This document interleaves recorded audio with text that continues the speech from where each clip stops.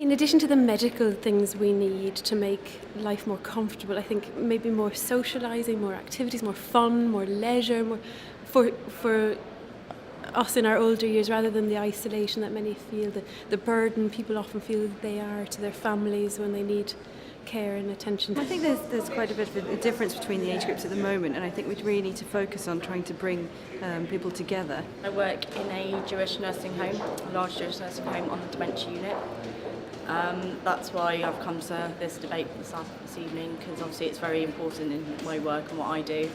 I'm an activity coordinator there, so my role is really to hopefully make the lives of my residents better. And yeah, in terms of ageing, I'd like to see more research for Alzheimer's disease, obviously working with residents with dementia and other forms of dementia. Maybe more work on breaking down barriers between ageing, so that elderly people don't feel that they're isolated, they feel they have a voice, and also some contact with different generations, because they tend to be almost ignored in some circumstances. Also, the option of a right to die, obviously it would have to be something like a tribunal, but I know a lot of my residents, having spoken to them and the distress that they see themselves in, it would be really, I think they would really benefit from something like that if that was legal. Also their care needs to be looked at, how we care about them, what we do with them, just shut them away in old people's homes.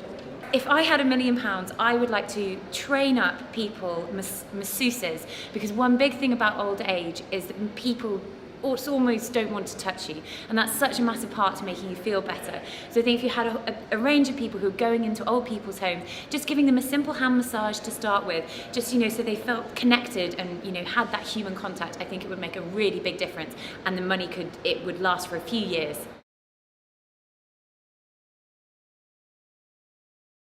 I quite like the argument of the guy from Age from Concern. I thought it was quite good. I voted for him, but he got voted off, so I then had to swap my thoughts, but I thought his matchmaking thing was quite interesting. I really liked Andrea's idea about doing something really arty and really associating people, because I know that with sort of the older people I know, it's that they're sitting down and they have nothing to do apart from stare at the TV. So I thought initially, oh yeah, I think that's a good idea.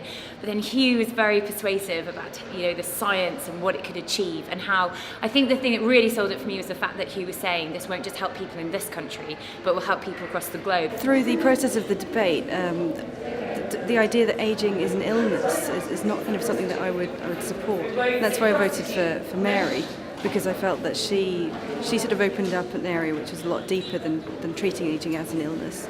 I thought the tension was between, are there things that you can do now, or are there things that you kind of put off for the future, so that the more societal things like the matchmaking thing kind of seemed like something you would do now. But the science was like, well, it's almost foregoing those people that have already got dementia to try and sort it out in the long term. So I thought that was kind of interesting. Having experience living with somebody and losing somebody with dementia, I went with Andrea because I think it's very important that if you can make a difference to somebody who has that type of debilitating disease, it does make a tremendous difference. I know not everybody is going to get dementia as they progress into old age, but I understood that a very low amount of money was being spent in that direction in comparison to, say, cancer and strokes.